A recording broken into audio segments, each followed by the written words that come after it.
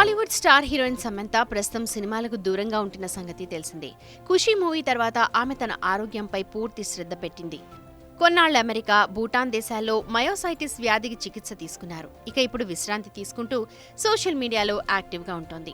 అందులో ఎప్పటికప్పుడు తన పర్సనల్ విషయాలు పంచుకుంటూ అభిమానులు అడిగిన ప్రశ్నలకు ఆన్సర్ ఇస్తూ టైం స్పెండ్ చేస్తోంది శామ్. ఈ క్రమంలో తన మనసులోని మాటలు కొన్ని బయటపెట్టింది ఈ హీరోయిన్. తన జీవితంలో తాను చేసిన అతిపెద్ద తప్పు ఏంటి అన్న విషయాన్ని తాజాగా తన ఫ్యాన్స్ అండ్ ఫాలోవర్స్తో చెప్పుకొచ్చింది.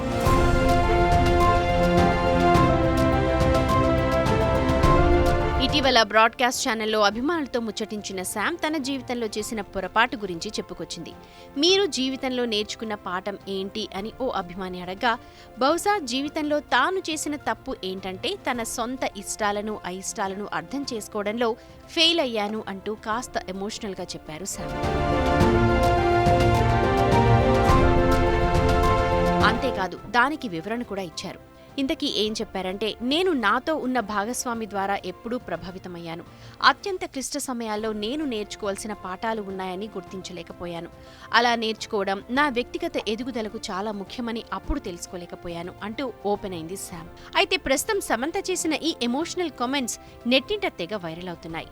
చేయి కారణంగానే శామ్ పరిస్థితి ఇలా అయిందన్న కామెంట్స్ నెట్టింట నుంచి వస్తున్నాయి.